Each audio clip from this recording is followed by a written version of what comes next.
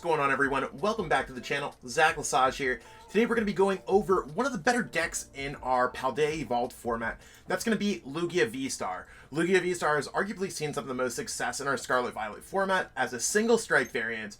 And as much as we've seen success with a Lugia colorless variant in this format with Jet Energy, Therapeutic Energy, Snorlax, Weird Ear V, all that stuff, I think the single strike version still has a lot of merit to it. So in this video I will be covering over my deck list. I will be going over some gameplay, strategy, and more. So by all means, be sure to check that out. Jump into a short word with our sponsors, and then we'll jump into this deck profile.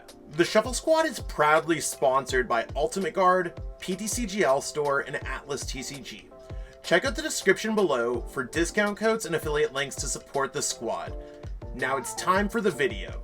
You asked, we listened. We're going to be doing our deck profiles like this, or at least for my videos on the channel, and also covering the gameplay on PTCG Live. So we don't have to deal with the deck list viewer on PTCG Live. That being said, if you are watching on YouTube, be sure to grab the list out of the description if you want to copy and paste it right into the game, or you could use this list and take a nice screenshot. We're gonna explain how this deck works. You're going to be able to use Lugia VSTAR to summon 2 Archeops that you get in your discard pile. So that's why we have a bunch of discarding cards like Ultra Ball, Squawkabilly, Professor's Research, stuff like that. We want to discard our Archeops so we can summon them with Lugia VSTAR.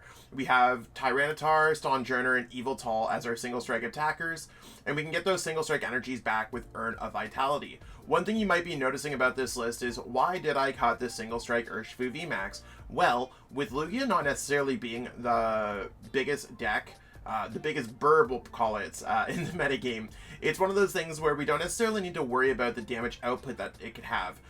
Weird Ear can knock it out, so the single strike Urshifu VMAX is no longer just like good against Lugia, it's sometimes good against Lugia, and that doesn't always equal out to it being good in every single case. So it's a pretty easy cut there, along with Arceus Duraludon decks taking a little bit of a back seat. We don't need to worry about having a way to get through Duraludon, at least for now. That might change in the future, but that tech as a 1-1 spot was not nearly enough to go through it. We did add Iono into this deck. I think Iono adds layers of depths, give you a better Lost Zone box matchup, and of course an opportunity to beat even more decks. Nothing else new beyond cutting the Pumpkaboo for an extra copy of Stadium, and I think that's a preference point. I think Squawk is pretty cool in this deck, just being able to pitch your hand if necessary, giving you extra options with Nest Ball, Mesagoza, and Ultra Ball, Capturing Aroma. You know what I'm talking about. So overall, I think this deck is relatively simple to play, relatively effective in our metagame, and what are the top choices you should be thinking about for NAIC or any of your upcoming tournaments? So that being said, let's jump into some gameplay.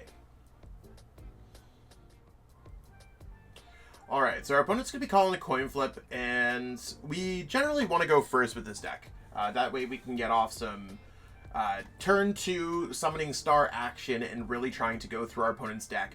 Love to hit a Lost Zone box here. I don't know if we chose heads or if they chose heads or they won the coin flip. So we're likely going second. That's fine. We could use our attack to pitch an Archeops from our hand. So yeah, our opponent's going to go first. We'll see how this gets set up. And we don't have a basic. That's fine. We will try our best this game to kind of jump back. I wouldn't be surprised if they were playing Chen Pao. We'll deal with that as we get there. So yeah, we're gonna click done there, and we'll play this out the best we possibly can. But I think it's got to be a Chen Pao deck with the Chen Pao sleeves, right? Yeah. So they shouldn't have started with both Metafy and Frigibax. I think it's likely just incorrect. You might hear me talk about that a few times, but by them going first, they could have always decided just to bench the Frigibax after seeing what their top card is. If I went first, I could have played Escape Rope on them. They took away options for potential Ultra Ball fodder, stuff like that. So I'll have to see how it goes. Capturing Aroma, I think heads is an evolution. Sick. So we're going to go for the Archeops here, and we're actually able just to get a turn 1 Lugia V with double Archeops in play. When you're checking through at home, make sure that you're checking through for decent pieces. We see our urns. There's a lot of selection when it comes down to it. Resource management is going to be the biggest skill when it comes to playing this deck. So that being said, we are going to go ahead and grab Lugia. Everything seems generally fine for me. We have the Lugia VSTAR in hand. if they have Rare Candy, Baxcalibur, Chen-Pao, Boss, I'll take the L. For right now, I'm just going to attach a single strike energy on this dude in the active. We have an opportunity to just attach one manually next turn if something goes wrong. And I'm not going to play Iono to put cards like Lugia VSTAR that I want on the bottom of my deck. So we're going to go here and pass. This might be a little bit risky in some other cases where I think this is going to get knocked out. I'm definitely going to go for the Iono to try to get another Lugia V. But really, you only want to be putting Lugia V down once you're a second one down, once you think you're going to get knocked out. So keep that in mind when you're playing this deck. I do not think this is getting knocked out. They'd have to play a lot of cards to make this happen. And I mean, maybe they will. They could get an escape rope. So if they go Chen-Pao down this turn, retreat into Baxcalibur, escape rope into Chen-Pao, get 2 energies, get superior energy retrieval, and they're able to discard all those cards, like, I think they're really running out of opportunities to make this happen. Like, they literally need to have escape rope,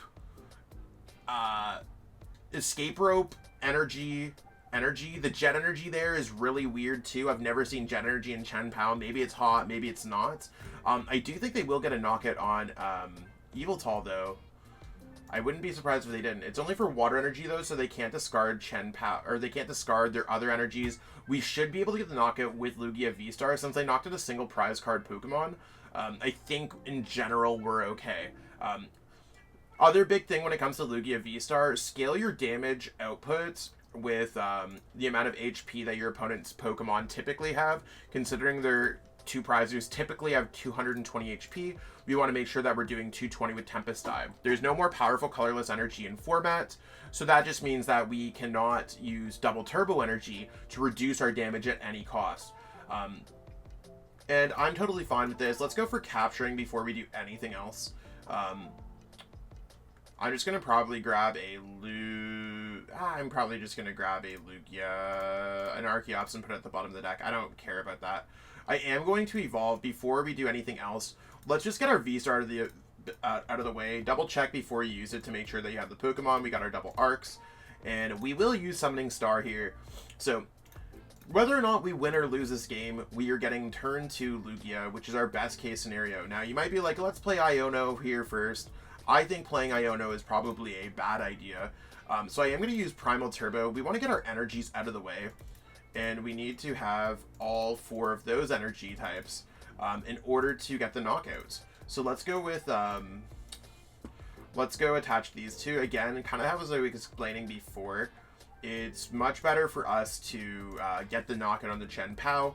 In order to get the knockout on the Chen-Pao, we do need to have all of these Pokemon, or all of these energies. You can't attach Single Strike, and Double Turbo means that we do not get the knockouts.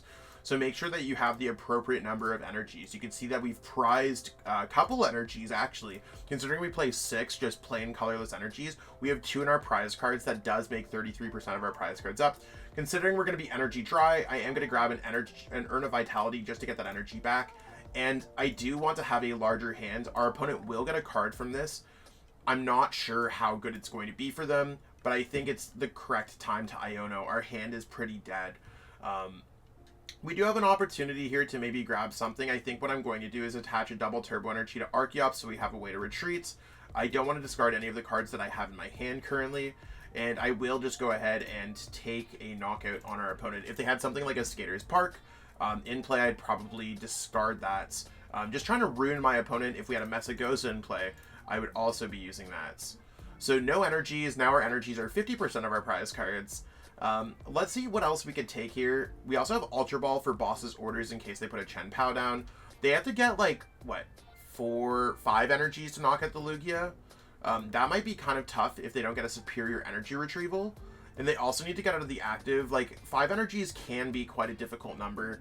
And maybe they'll be able to knock us out. Maybe we'll be able to knock them out again after that. They can only draw so many 2 prizers in a row without seeing anything. They don't have any kind of draw engine or anything else like that in play.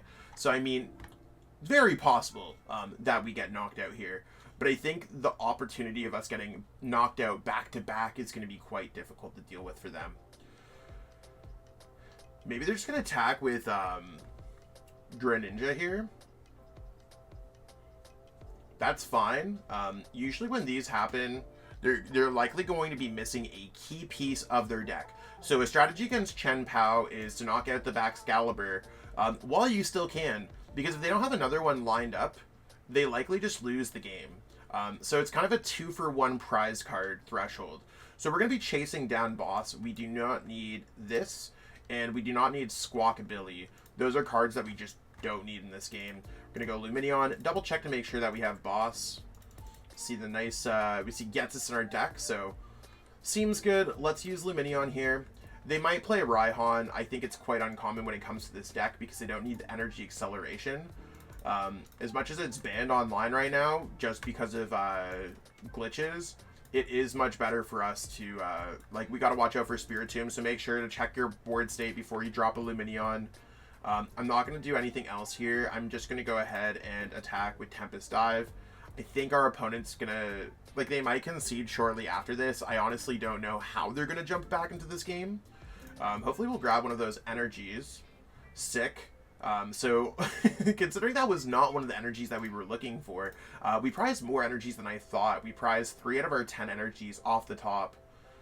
And we'll see what whatever our opponent does here. Like, even if they knock out Arc, they have to attach and attach for the next 2 turns. So we are getting ahead when it comes to prize cards in general. So we're drawing prize cards at a faster rate than our opponent is currently. So even if we knock out their Metafy and they knock out Arc, they don't have another thing unless they get a Frigibax down. In this case, I'd really like to just get another Pokemon down, but our hand's a little bit whack. Considering that if they knock out these Archeops, we'll still have access to this Lugia, I am just going to use Burnet here to burn through a couple cards in our deck. You can see that there's some cards that we just don't need. I don't think we need this Archeops. I do not think that we need this Lugia VSTAR. So continuously chisel through your deck as you play it is going to be one of the key things for Lugia. Sure, we could have played Professor's Research. I'm not here to get rid of those cards that we have in our hands. So we're just going to go ahead and Tempest Dive. Again, if they knock out our Archeops, I'm completely fine with it. We still have a Lugia VSTAR hitting for 220 powered up. And I don't think that they're going to be able to drop Frigibax or anything else like that. If they do, again, we will take our L. It is what it is. This would be actually a solid turn for them to, like, drop Frigibax, drop Chen Pao, drop Iono. These are really the key things that they could use to be jumping back into this game. But it looks like they're kind of grasping at straws here. We're still in a really good spot, even if they do all these things. So there's their Chen Pao. They are putting us to a position where if we have boss, they can't knock this out this turn. We could knock out their Chen Pao EX. And with them having 5 energies in the discard pile, 2 energies attached. Oh, okay. They even play 2 jet energies. Interesting. There's that Iono. If we get boss, Capturing Aroma, Lumineon, Mesagoza, our hand's actually so much better than what it was before. This would be a great opportunity for them to get the Frigibax, although they did discard another Baxcalibur. We will see how it goes. We could just get Mesagoza heads for Lumineon, boss, win the game with Chen Pao. That's our current game plan. If not, we'll just knock out the Radiant Greninja. If we get boss, obviously we can't take off Frigibax because we have boss to win the game with Chen Pao. So, knowing your angles, quite powerful. If worse comes to worse, we could just start powering up something like a T-Tar. They're still at 3 prize cards, so they have to go through Lugia VSTAR and something else. I think they've gone through a lot of resources, but losing both Archeops does suck a little bit. I do want to put that out there. So kudos to our opponent for really playing towards their outs. See what we get here. So let's go Mesagoza first, and the reason why we're using Mesagoza first is because if we get heads, we win the game off Lumineon boss for game. Tails. Of course it had to be Tails, right? We are going to go for Professor's Research here. And Professor's Research is hopefully going to get us a Pokemon in energy. We are still running out of options when it comes down to things, so I am going to go ahead and just double check with Nest Ball, see if there's anything that we want here. I think, like, T-Tar might be a better option than us going Lugia, because at least we can get Cragalanche off in 2 attacks. It might be better for us to go Lugia here, because Lugia with double turbo could potentially get a knockout. So I am going to go with Lugia VSTAR getting something, or Lugia V out of the deck. Us missing an energy there, absolutely terrible for us. We are just going to go ahead and go Tempest Dive. So let's go Tempest Dive, knocking out the Radiant Greninja. Let's take away the Mesagoza. And in order for them to knock out Lugia VSTAR, they do need to have Rare Candy, Baxcalibur, and they need to have 5 energies in order to get the knockout.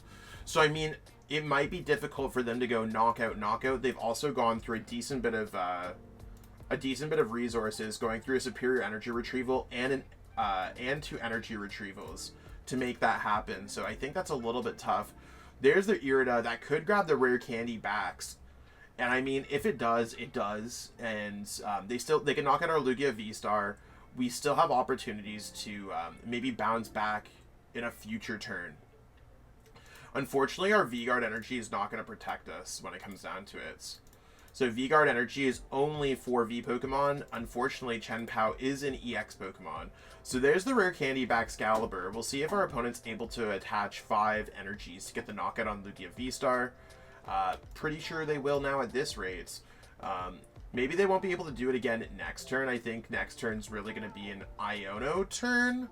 And just hoping that they don't get much going on. Yeah, I think our game plan at this point is just to boss's orders up a Baxcalibur and hope. 6 energies, okay, and they're gonna have to discard 5.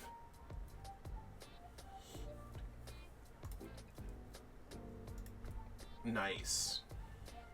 Sick. Okay, so here's what we're gonna do. I think that the difference between 5 and 4 energies is very similar.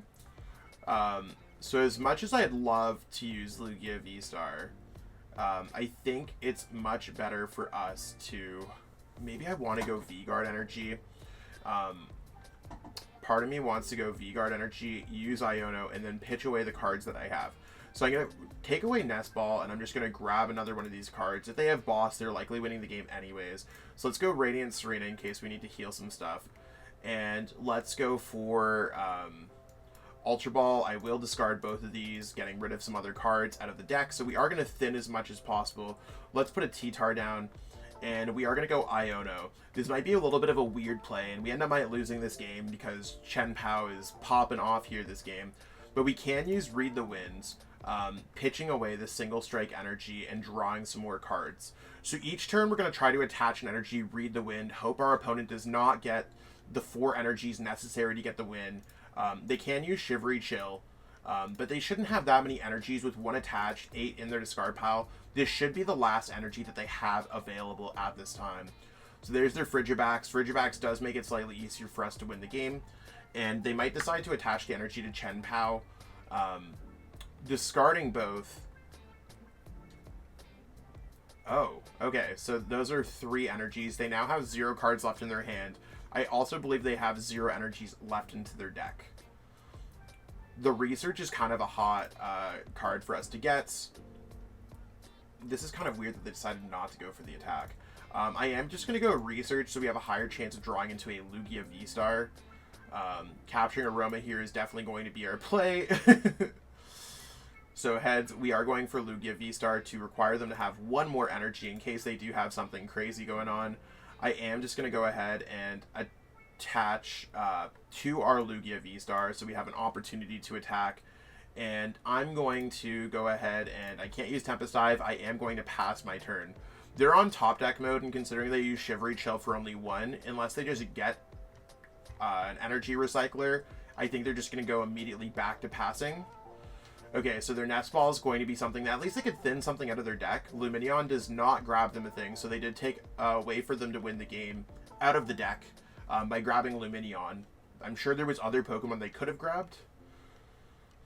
We'll have to see how this looks. They're going to pass. This is some wild gameplay. I will attach the energy here. I'm not going to play Iono. I am just going to play Research. Research should be able to get us whatever we need to win this game. Boss's orders for next turn.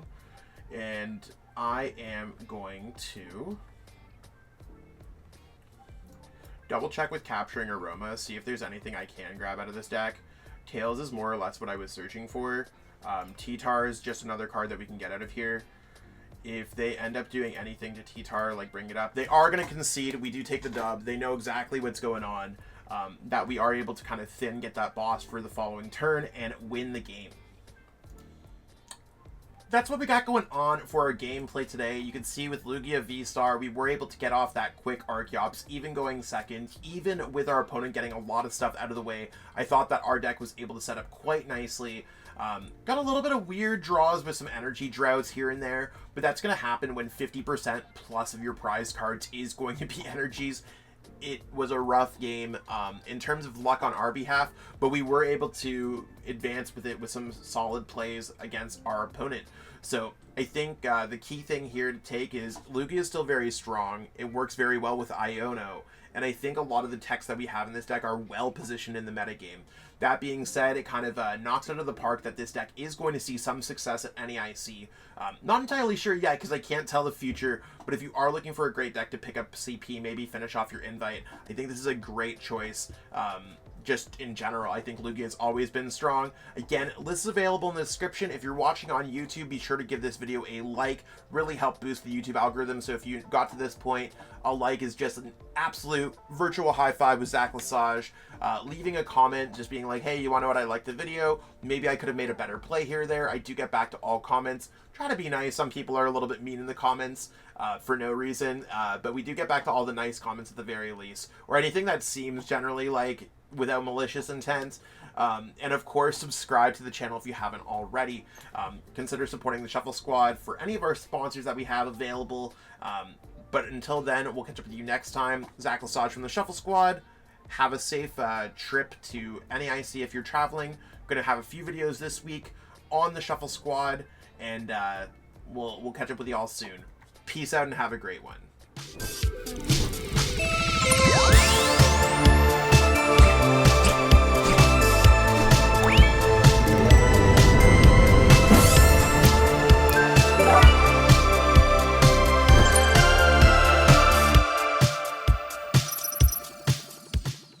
You made it to the end. Thank you so much for watching this entire video from the Shuffle Squad.